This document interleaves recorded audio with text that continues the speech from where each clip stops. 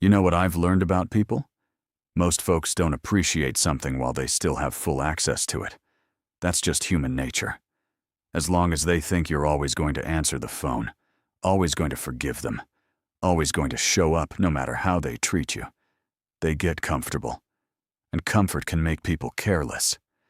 See, when somebody believes you'll never leave, they stop valuing your presence. Not because you don't matter, but because they've become used to your sacrifice, used to your kindness, used to your patience. And the dangerous thing about being used to somebody is eventually you stop noticing their worth. It's like the air conditioner in your house. You don't walk in every day and say, "Man, I'm grateful for this cool air." No, you notice it when it stops working in the middle of July. Then suddenly, everybody panicking, everybody sweating, everybody calling for help. Why? Because people often recognize value through absence. And that's exactly what happens in relationships. Some of you listening right now gave your all to people who only gave you leftovers. You were loyal to folks who were inconsistent with you. You kept pouring love into people who barely checked whether your cup was empty. And because you stayed, because you tolerated it, because you kept showing up no matter what, they assumed you always would. That assumption is where respect starts dying. I remember hearing about a woman who supported her boyfriend for years while he was trying to figure himself out. She encouraged him when he wanted to quit, helped him pay bills when money got tight, sat beside him through depression, failure, frustration, all of it. And the whole time, he treated her like she was replaceable, barely appreciated her, barely acknowledged the emotional weight she carried for him. One day, she got tired, not angry, just tired. And instead of arguing, she quietly packed her things and left. No screaming, no revenge, no social media drama. She simply walked away. Months later, after she was gone, the man admitted something that hit me hard. He said, "I didn't realize how peaceful my life was with her in it until she left." Ain't that something? Sometimes your value becomes clear only after your absence creates a space nobody else can fill. Because people can replace attention. They can replace entertainment. But peace, genuine loyalty, consistent support, that's rare. And here's what hurts. Many people don't understand your contribution until life starts teaching them the lessons your presence used to protect them from. That's why you can't spend your whole life trying to convince people to appreciate you. You can't beg somebody to see your worth. If they can sit in front of your love, your loyalty, your sacrifice, your consistency, and still treat you casually, that's not your job to fix. At some point, you have to stop auditioning for a role you already earned. And the moment you finally choose yourself, the moment you stop forcing your way into places where you're barely valued, something shifts. Because your absence starts speaking louder than your words ever did. People notice when the encouragement disappears. They notice when the support disappears. They notice when the calm energy disappears. And suddenly, the same person they overlooked becomes the same person they can't stop thinking about. Not because you changed who you are, but because they finally felt what life is like without you in it. There's a different kind of power that shows up when a person finally gets tired of fighting for peace. Not tired in their body, tired in their spirit, tired of arguing in circles, tired of defending their feelings, tired of trying to explain to somebody why basic respect should already come naturally. And one day, something changes. They stop reacting. Now let me tell you something. Most people are prepared for your anger. They know how to handle yelling. They know how to handle emotional outbursts. Some folks even expect it. They expect you to cry, chase them, send long messages, threaten to leave but never actually leave. But peaceful detachment? Oh, that's different. That shakes people. Because when you become calm, it usually means you've made a final decision inside yourself. You're no longer trying to win the argument. You're trying to protect your peace. And there's nothing more powerful than a person who finally decides, I can't keep losing myself trying to keep this together. See, some people think strength means being loud. They think power means getting even. But real strength is walking away without hatred in your heart. Real strength is saying, I wish you well, but I can't stay in a situation that keeps draining me. That kind of peace confuses people because they expected drama.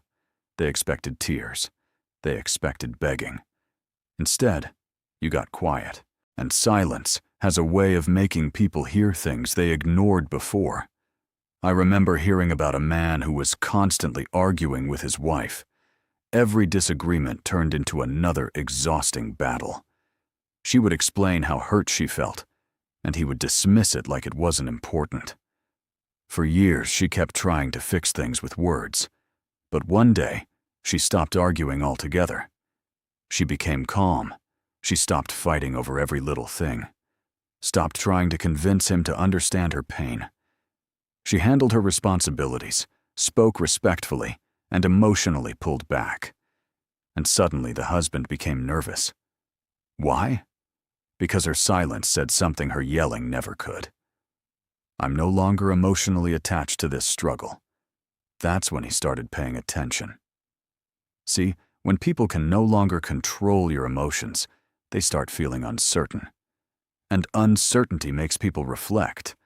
That's why peaceful detachment is so powerful. You stop feeding negativity. You stop giving your energy to confusion. You stop allowing your emotions to be manipulated. And the crazy part is, the calmer you become, the louder your absence starts to feel.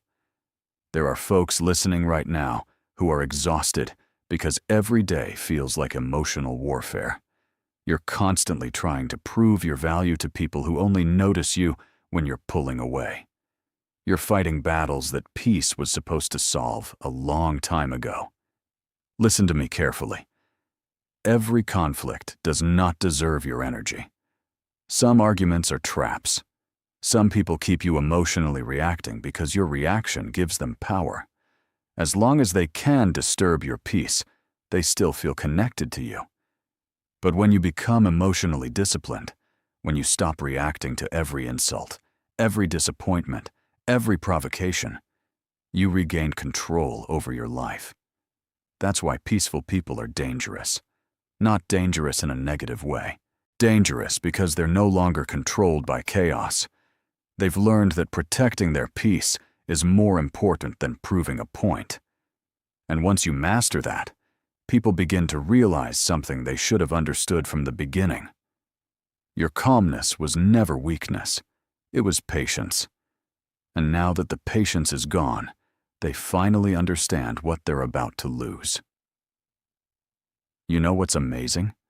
The moment people stop begging for validation, their whole life starts changing. I'm talking about real change, the kind that starts from the inside and eventually shows up on the outside. Because there is something powerful about a person who finally wakes up and realizes, I don't need everybody's approval to know my worth. A lot of people spend years chasing acceptance. They change who they are to make others comfortable. They shrink their dreams so nobody feels intimidated. They tolerate disrespect because they're afraid of losing people. And little by little, they lose themselves trying to keep connections alive that were never healthy in the first place. But eventually, life teaches you something painful. No amount of begging can make somebody value what they already take for granted. And once that lesson finally sinks in, something shifts inside you. You stop checking your phone every 5 minutes, hoping somebody texted back. You stop over-explaining your intentions. You stop chasing people who give you inconsistent energy. You stop performing for attention. And all that energy you used to waste trying to be chosen by others, you finally start investing it into yourself. That's when the glow-up begins. Now, when I say glow-up, I'm not just talking about appearance. I'm talking about your spirit, your confidence, your mindset, your discipline, your peace. There's a different light that comes over a person who finally stops needing external validation to feel important. You start sleeping better because anxiety isn't controlling you anymore. You start thinking clearer because emotional confusion is no longer draining your mind. You start setting goals again because heartbreak no longer owns your future. And people notice that change. I remember hearing about a young man who went through a painful breakup after giving everything he had to somebody who constantly made him feel not enough. No matter what he did, it was never appreciated. For months after the breakup, he was devastated. But instead of chasing the relationship, he made a decision to rebuild himself. He started waking up early, started working out, started reading books, started focusing on his career, started reconnecting with his faith. Little by little, his confidence came back, not because somebody validated him, but because he finally validated himself. And here's the crazy part. The same person who ignored his value started trying to come back into his life once they saw him growing. Why? Because confidence attracts attention. People are naturally drawn toward individuals who know their worth without needing applause every 5 minutes. There's something magnetic about somebody who has peace within themselves. Somebody who no longer walks into rooms desperate to be accepted. See, desperation pushes people away, but confidence pulls people in. That's why after painful seasons, many people become stronger versions of themselves. Pain has a way of forcing growth. Sometimes heartbreak becomes the motivation that comfort never could provide. You discover talents you ignored. You build strength you didn't know you had. You develop discipline because survival demanded it. And eventually, the same struggle that almost broke you becomes the reason you evolve. But let me tell you something important. Your growth should never be about revenge. Don't glow up just to make somebody regret losing you. Glow up because you deserve to become the best version of yourself. Because if your healing is built only on proving a point, you'll still be emotionally trapped by the opinions of others. Real healing happens when you can look in the mirror and finally say, I like who I'm becoming. That's freedom. And once you reach that place, something beautiful happens. You stop chasing validation and start attracting respect naturally, because the world responds differently to people who already know their own value. Let me tell you something about human nature that most people don't want to admit. A lot of folks don't truly change when you complain. They change when they feel the loss. That's the truth. You can sit somebody down 100 times and explain how hurt you are. You can cry, beg, communicate perfectly, even give them chance after chance. But some people won't wake up until your absence creates a problem their comfort can no longer ignore.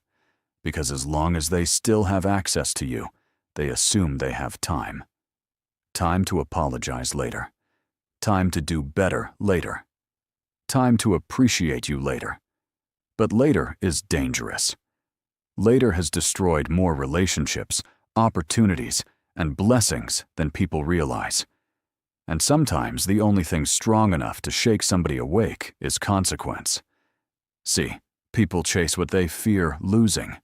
That's why when you finally walk away peacefully, without drama, without revenge, without trying to force them to choose you, the reality of losing you starts becoming real. Suddenly, your phone starts ringing. Suddenly, they want to talk. Suddenly, they remember your birthday, your kindness, your loyalty, your sacrifices. Now they notice. But where was that energy when you were begging to be heard? I remember hearing about a man who worked for the same company nearly 10 years. Loyal employee, always on time, always helping others, took on extra responsibilities without complaining. But the company constantly overlooked him, passed him over for promotions, underpaid him, treated him like he was replaceable. For years, he stayed because he believed hard work alone would eventually earn respect. Then one day, he quietly resigned. No angry speech, no dramatic exit. He simply left and started his own small business using the same skills they ignored. A year later, that company contacted him asking for consulting help because the systems he created had fallen apart after he left, and now they were willing to pay him 3 times what they once refused to offer. Ain't that something? Sometimes people don't understand your value until they have to function without your presence, and relationships work the same way. There are people who ignored your emotional support until loneliness introduced them to silence. People who took your loyalty for granted until betrayal came from somebody else. People who overlooked your consistency until chaos replaced you. Loss creates clarity. Now, listen carefully, because this part matters.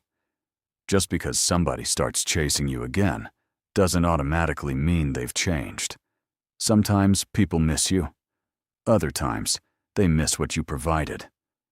There's a difference. Some folks don't miss your heart. They miss your convenience. They miss your attention. They miss your forgiveness. They miss having somebody who tolerated behavior others won't tolerate. That's why wisdom matters when people return. You can't let loneliness trick you into reopening doors that nearly destroyed your peace. Everybody who comes back is not sent back to stay. Sometimes life allows people to return only so you can finally see clearly what you couldn't see before. And let me say this too. Your goal should never be making people chase you. That's manipulation. And manipulation never builds healthy relationships. The real goal is self-respect. The real goal is reaching a point where you understand your value enough to stop accepting half-hearted love, inconsistent effort, and emotional confusion. And here's the beautiful thing about self-respect.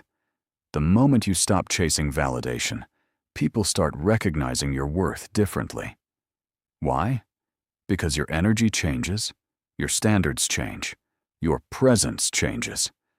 You no longer walk into relationships afraid of being abandoned. You walk in knowing what you deserve. And confidence like that changes everything, because people may ignore words for years, but they rarely ignore the reality of losing someone who genuinely brought peace, loyalty, and strength into their life. One of the hardest lessons life will ever teach you is this. Sometimes you lose yourself trying too hard to keep other people, and you don't even realize it's happening while it's happening. You just slowly start sacrificing pieces of yourself to maintain relationships, friendships, and situations that no longer bring you peace. You become quieter. You become smaller. You stop speaking up about what hurts you because you're afraid of conflict. You stop asking for what you deserve because you're afraid they'll leave. And before you know it, you wake up one day emotionally exhausted, wondering why you feel empty around people you've given everything to. That's what happens when your self-worth becomes dependent on being accepted by others. See, a lot of people aren't staying in unhealthy situations because they're weak. They're staying because they're scared. Scared of loneliness. Scared of starting over. Scared that maybe they'll never find love again.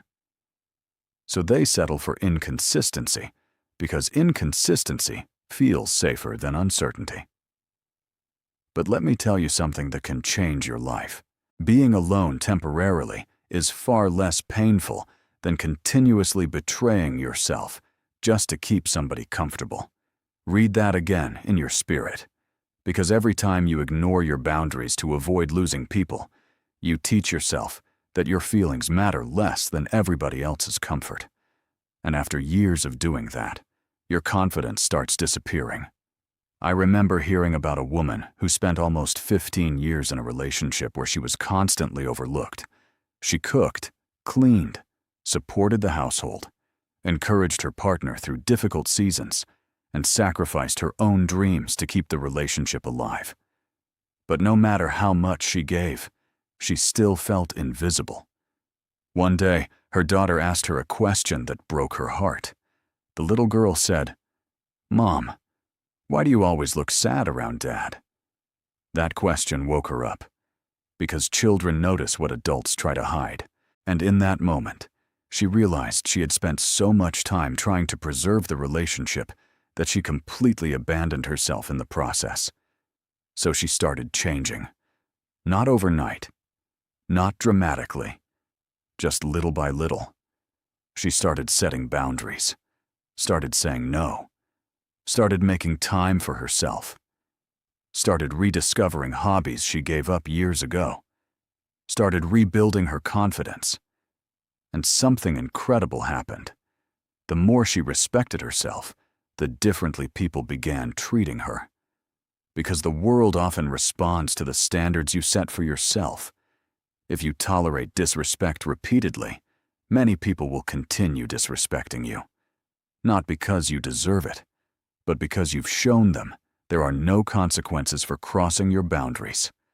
But once you start valuing yourself, your energy changes. You stop begging for basic effort. You stop chasing one-sided relationships. You stop confusing attention with love. And let me tell you something powerful. Self-respect is attractive. There's something magnetic about a person who knows their worth without arrogance. Somebody who can love deeply without losing themselves. Somebody who can walk away from dysfunction even when it hurts. That takes strength. A lot of people think confidence comes from money, looks, or status. No.